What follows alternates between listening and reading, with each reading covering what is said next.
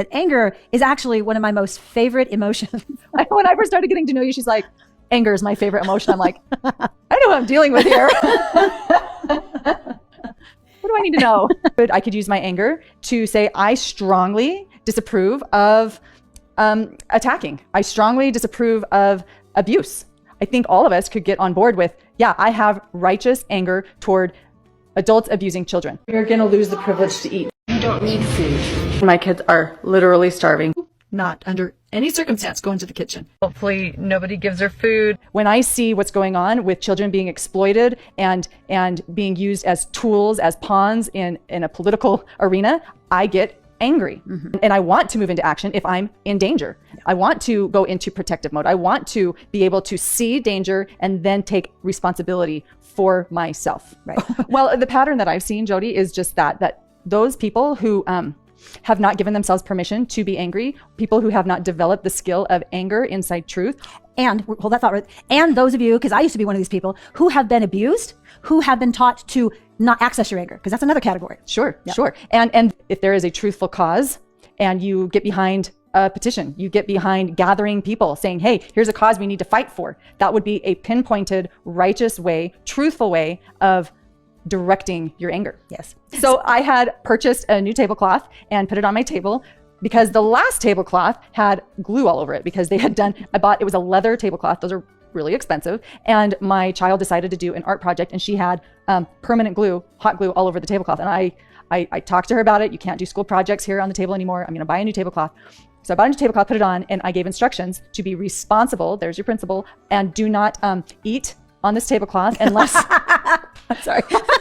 Here's a table and a tablecloth. Do not eat on the table. I'm sorry. Was that a distortion? No, you can do that. Don't eat on the table unless I'm sitting down and we eat as a family together. Okay. So if you want to eat breakfast, you do it over at the kitchen counter where we can just quickly clean it up. Well, I came into the kitchen and I had two children sitting at the kitchen table, eating on the table where the tablecloth was. And as I got closer, I saw that they had been stirring oatmeal with the brown sugar and the cinnamon, and it was all around their bowl. And I immediately was angry. Immediately. And here's where a lot of parents in distortion will go, oh, that was wrong. It's just oatmeal. And they'll start minimizing. And they'll say, well, that was just oatmeal. Just, be really kind, be really nice. They didn't understand. They're just little. They'll learn. All those rationalizations that go into that distortion. You can't expect them to be perfect. But listen to what she was angry about. So I was not, and I checked myself. And here's how you know if you're going into anger in truth.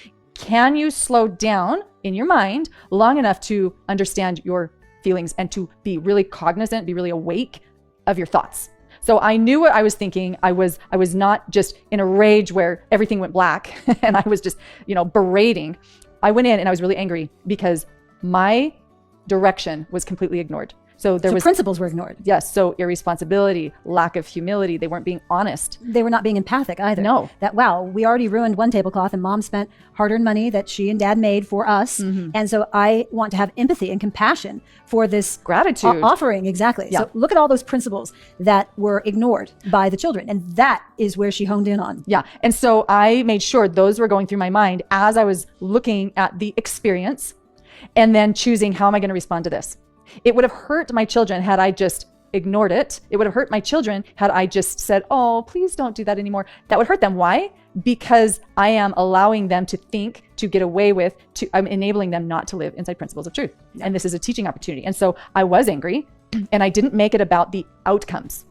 Here's another way to know if you're angry. Explain that about the outcomes. If you're angry in distortion, the only focus is on the external, the tangible. It's only focused on the superficial, just what you're seeing, the symptoms. If I was just angry at the oatmeal being on the tablecloth, I would have only been angry about the symptoms of their disconnect. I would have only been angry at the symptoms of their lack of responsibility. Mm-hmm. And so I went into, my motive was I was angry at the lack of integrity, really, in my child. The lack of integrity, the lack of disconnect, because there was no feeling for you. There was no feeling for the tablecloth. And you might chuckle at that, like, why do they need to feel about a tablecloth? Well, we're being asked in truth to respect everything. Like, I respect this table. This is fulfilling a function. You enjoy looking at that. It makes this setting pleasant to you. So it's about respecting intangible and tangible objects and people. So your children had no feeling for anything that was going on. Mm-hmm. They were only focused on self. And this is where distortion comes in. Distortion, the characteristic of distortion is selfishness. Yeah. That's right. So every second of every day is an opportunity, if you're parenting or grandparenting, to teach your children and your grandchildren about principles. Absolutely. Yeah, it is a parent's responsibility to teach their child the difference between truth and distortion. And if there's no animation inside of that, they're going to not understand that, oh, I need to stay away from distortion. I mean, think about how animated parents are and grandparents around a campfire. I remember taking my kids camping, and there was a nice big bonfire, and everyone was enjoying roasting marshmallows. And you've got these lawn chairs that are circling the campfire, and they're rickety. You sit in the wrong position, and your chair could just tip over. Yeah, fold in half. And then you've got these sticks that you're holding out here. I mean, it's just a tripping hazard. And so when the grandkids started running around the campfire, the grandparents, my parents, pulled the grandkids aside and in truthful anger, put a lot of animation. You cannot run around this fire. Let me show you what's going to happen. Let me tell you the outcomes of you running around the fire like this. Someone's going to get hurt. And it was laid out and shown. And then the kids, because they saw how animated Grandma and Grandpa were, it was like, oh, okay. But had we not had that animation, had we not had that anger, it wouldn't have caught their attention. Right. And so remember, you aren't just a body, a flesh, you are a soul. And so the grandparents were honing in around protect the body, protect the bodies, protect the bodies of the grandchildren. And that's fine. And you also have to realize that you're a spirit as well. And so when you hone in around principles, you're really going towards the spirit of that person. You're really going towards the person, because the person is the soul. They aren't the body, if that makes sense. So yes, you need to protect the body and the soul in myself and also in everybody else that's running around the planet. We're all God's children. So we are honing in around teaching and educating and protecting and inviting children or anybody else who's an adult to protect their own spirit. And you have to teach a child to do that. Yeah. Because if you don't teach them, they will just grow up selfish. Yeah, that would be the natural default. Yes, exactly. That's well said. Like that is the natural default. It's what I just, it's like going down a slide. That's super easy. I just default into being selfish. And many of you know that. Many of you still are selfish. Children come to the world from a position of focusing on self because they need to survive. So there isn't a child that's been born that doesn't grab your attention with screaming and crying and letting you know like, hey, me, right? And if you don't teach them as they develop and they go along their process of maturing, they will stay in me mode. Well, taking your slide analogy, that's really great because your gravity is just going to pull you down. And it's easy and can be enjoyable in the moment to go down that slide, but you're trying to teach your child to be strong. Yeah. And you've caught yourself on a slide. You've put your feet out, put your hands out, and then turned around and climbed back up to the very top. Yes. That's what you're wanting to do with your child, is teach them to be strong. Which is teaching them principles. And empathy, compassion, being thoughtful, like, let me slow down, let me think. Those are all principles. A principle of repenting. She was teaching her children in that moment, like, it is appropriate now for you to repent. And here's what repentance looks like. And laying out those principles of repentance. That's how you invite another human, whether it's a child or an adult, to become connected. Because once you're connected, then you feel empathy for things and people. It has to be taught through principles. And we are now in a space and time where we have, a whole generation that is growing up and has grown up, and they have not been taught to be empathic. And I know that some of you have been taught, and the masses have not been taught. And those are the people that come and want to attack truth. So anyone that is attacking Ruby or myself or anyone else that speaks truthful principles, those are the people that have not been taught to live in truth, have not been taught to be kind and thoughtful. And when I say kind, I don't mean subjectively kind. I'm talking about being honest, responsible, and humble. That's kind. Yeah. Which is very different than the culture of niceness. Yeah, kindness. Yes, exactly. So another example of anger inside truth is we experience parents and grandparents, and I'm sure there's others that are single as well, but we hear a lot from the parents and the grandparents. And that is, I need more validation. I need more permission to feel this emotion of anger. And it's like, when do I feel it? When do I experience it? Well, those of you who are parenting and grandparenting, you have the obligation to, one, teach your children principles, and then two, to protect them. And it's not just physical protection. Like, her parents can see the physical danger, but are they seeing the spiritual danger? So your job is to teach them how to protect themselves, but you have to see the dangers that are coming towards them. And the dangers are anything that's not principally based. So for example, if a child comes up to you, and I don't care how old the child is, it seems like the younger they are, the more that the adult goes, oh, isn't that funny? Isn't that cute? But to have a child come up to you and lie right to your face. I mean, how many times have you had that experience? I've had it numerous times. In fact, I've talked to people who say, children don't lie. It's like, I didn't eat the cookie as they've got like chocolate on their mouth. And this isn't about like, this kid's devious. I mean, you might have a devious kid, but when they're little, they don't really understand that they're being deceptive like a 20-year-old understands they're being deceptive. Like, that's very intentional. And when they're younger, you don't want to shirk that off or laugh that off or say, oh, they'll grow out of it, or kids are kids, or you don't want to give those kind of axioms to deception, because that is distortion. That's not loving them. No. What you're telling them is, it's okay for you to lie to my face. It's okay. Well, when is it not okay? When they're 12, when they're 13 and a half? Like, when is the magic age? Well, the truth is it's never okay. So your responsibility as a parent and a grandparent is to, one, not be okay about that. And then two, most importantly, is to assess yourself, look at your perceptions, understand what their motive is, like how conscious are they about their deception, and teach them. If they're 2 and they say, I haven't eaten the cookie and they've got stuff all over their face, you don't go, okay, well, you haven't looked in the mirror clearly because the evidence is on your face. You don't make it a joking matter. You look at them and you say, honey, this is really serious because what you're telling me is not the truth. You have eaten the cookies and you have crumbs around your face as the evidence is you've eaten the cookie, and you don't seem to have any problem looking at me and saying, no, I didn't. That really concerns me. Now you may say, they're 2. I don't care if they're 2. I don't care if they're 1. You are teaching them the principle that deception is wrong. That's what you're teaching. Remember the outcomes, how she didn't focus on the outcome? The outcome is that the child has cookie crumbs all over their face. I'm not focused on that. I'm focused on the principle of dishonesty. I'm focused on the principle of being irresponsible. I'm focused on the principle of a lack of humility. Why are they not humble? Because they have no problem lying to you. So many parents have said, and teens on our Facebook page, well, they'll learn that when they're older. Why are you teaching them now? Just let them have an enjoyable childhood. They don't need to worry about that stuff right now. Mm-hmm. And then we wonder why society is full of 20 and 30-year-olds who claim to love, yet they just want what they want. And there's a lot of selfishness. When you demonstrate and when you exemplify what anger and truth looks like, what you're doing is you're teaching your child to also have anger towards distortion. You're teaching them to have anger towards lack of empathy, which is the same as teaching them to love. If you want to teach your child love, I can't think of anyone who would say, oh, well, they'll learn love when they're older. Right now, just let them be selfish. Love will come. I think everyone would agree. You need to teach, and it is totally appropriate and necessary to teach love to a child from the day they're born. Well, love can only exist if there's an opposite. Love can only exist if there is a counterfeit, and that is distortion. So that is why you're teaching your child at a young age about principles of distortion, because you want to begin teaching them love from day one. Let me give you another clarifying example. I need to teach my child about hot water in order for them to know about cold water. I need to teach my child about a busy street in order for them to know when to cross the street when it's safe. And so they need to know what opposites are in order for them to make a safe choice. So I need to teach my child about blaming versus taking responsibility. I need to teach the difference between being angry in distortion versus being angry in truth. Yeah. And I need to teach my child about lying so that they know about honesty. Yeah. I cannot love my child or claim that I truly love my child when I am enabling and condoning them living in distortion and then calling it cute. Yeah, there's no ability to love inside joining someone in distortion. So love is an outcome. Love is a consequence of using my agency to choose principles of truth. So I'm the only one that can love me and love you. So as I'm rearing children, I have the responsibility and the obligation to teach them that principle, that if they choose this position of distortion in any form of distortion, if I go and join them and say, oh, that's funny, or oh, you don't understand, or oh, that's all right, or oh, you'll grow out of that, or oh, you didn't know any better, and I leave it right there, I've joined them over here in distortion. And I cannot then say, I love you, because there is no love inside distortion. It doesn't exist here. The only way to claim I love this person is to teach them that, oh, you didn't understand. Well, let me explain it to you. Let me teach you principles. Principles are over here of truth. And I'm inviting you to come over here to the principles of truth and join me over here. Now, this child, however age, whatever age they are, they may use their agency and say, no, I'm staying over here. And what we're inviting you as parents and anybody else, whether you have kids or not, is when you join someone in their distortion, there cannot be connection. There is not the ability to see clearly. You will feel confusion. They'll feel confusion. You'll feel confusion. You will not be able to have connection, and you cannot have love. And that's not me threatening you. It just is the outcome.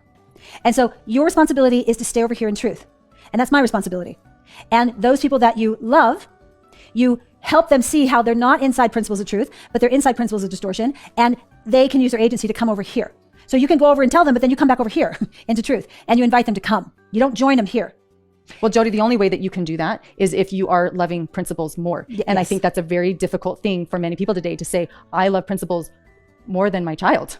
Yikes. That's a really, and that is the truth. It is the truth. It is the truth. And I kind of hesitate saying it because I know that we live in a culture right now where the parents worship the child. That's exactly where I was going. That's exactly what I was going to say. We literally worship our children, and it's not good for them. Well, it's distorted. It's hurting them. You can't do that and say you're in love. It's not possible, because worshiping anybody other than God is a distortion. Yeah. Anything or anyone is a distortion. Well, I don't think people are doing it consciously. No, you're not going to say, oh, I worship my child. But if you join them in their distortion, that's what you're doing. Well, you're putting, I want their agreement with me, or I want access to my child, or I want them to like me. approve of me. Yeah. I'm making that the priority versus I have an obligation and I have a duty as a parent, and it is to teach my child how to govern themselves in truth, because that's the only way my child has the opportunity to really experience true joy in this life. Right.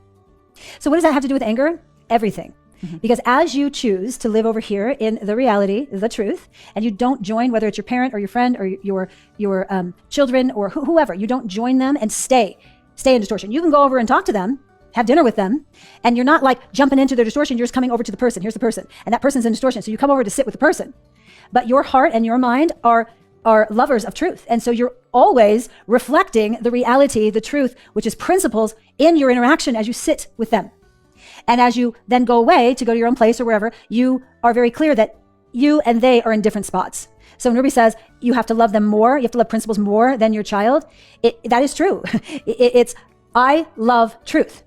And when you love truth, you know the priority. You just know the priority. The priority is truth, which is God. That's your priority. That comes first.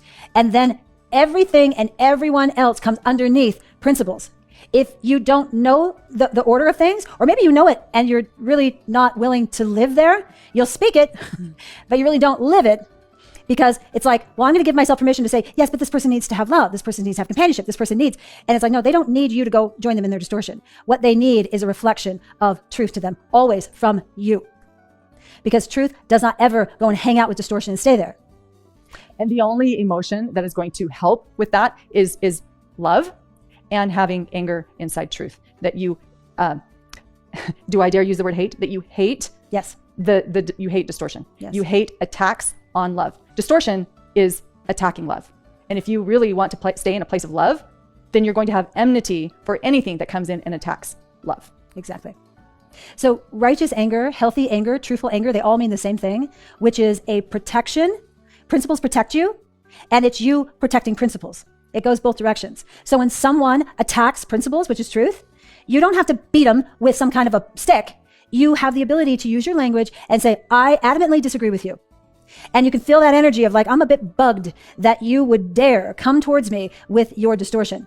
Well, ironically, this is the answer to love and peace on earth. That's right. Because there is a lack of anger in truth. When you have anger in truth, you don't hate anybody. No. Nobody.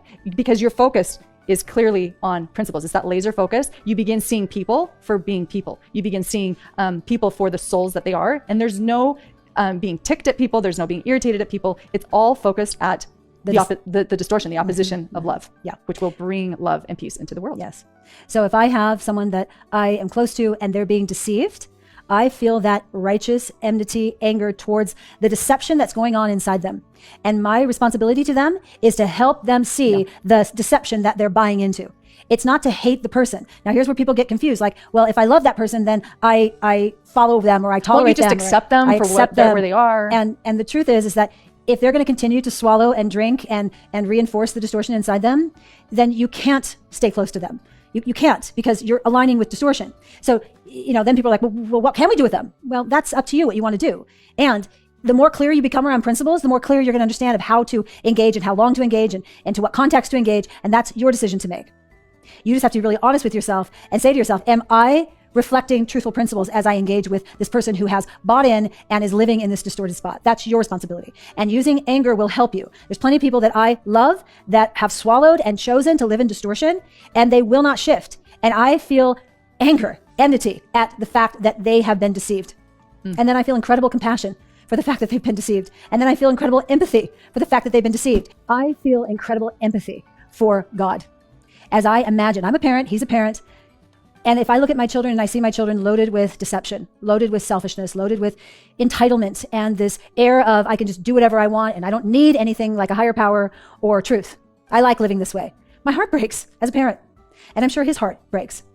And so I feel a lot of empathy for him, because these people don't have enmity towards evil. They don't have enmity towards their selfishness. And so this is our responsibility to really understand anger and how to use anger in truth, because when you learn how to do that, anger is enmity, and it's used towards the behaviors that people are using to be destructive. It creates protection, anger does in truth. It creates connection. It creates a closeness with God, with principles of truth. It creates clarity. There's never a time that someone's more clear than when you hear them in a principled way, like go after some kind of distorted aggression that's in front of them. I mean, when I hear people talk who are in that zone of truthful anger, I start celebrating in my kitchen. Like I can listen to a podcast or I can listen to a YouTube video. And if someone's like so clear about going after the enemy, I'm like, woohoo, I'm behind them. I wish they heard me, celebrate. I'm like, amen, right?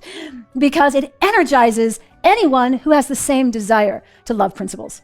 I'm thinking of a Mel Gibson video that I saw many years ago, and he pulls up the flag and Oh, he's yeah, running out Braveheart. there onto, Yeah. that must have been it. And just the fierceness and the Yeah. Well, I think passion. Yeah. So here's an image for you. Remember Gandalf? Oh, yeah. When he was fighting against the evil forces, I think everybody in the world was in agreement with his enmity towards evil. And he slammed his staff down and said, "You shall not pass." And I was like, woo! Just chills. Like, okay, that's who I want to be. I Yes. want to have enmity like that. That's what we're talking about. That was a depiction that I think everybody agreed with. And didn't you feel the love from Gandalf when he did Yeah. that? What if every parent had that love and stood up and put their staff down and said that to their children? Not to the child itself. And this is where you have to think abstractly. You're not saying this to the child. You're saying this to the selfishness inside the child. Yeah. There's no tolerance. There's zero tolerance in this home for selfishness. Yes. I love that. I love that. Woo. How are you guys holding? This was an intense video. I don't know how you're going to hold it. I hope that you'll watch it again and again, and you'll actually hear what we are actually saying. And what we mean by what we're saying. Yes. You'll hear the intention behind our words. We've said it over and over and over again, and we're very aware that people will go into distorted anger and attack us. And what you're not hearing is we're not attacking you. We're attacking the distortion that you have inadvertently or advertently chosen to play out in your life. That's what we're going after. And we're inviting you to go after it. When I go into distortion, I'm the first one that goes after that in my life because I'm the only one that can rid that from my soul. Your soul is so much more important than your body. And that may bug you to hear that, but the truth is that's who you are, is a soul. You're not this. This is just an envelope to get you around. Your soul needs protection.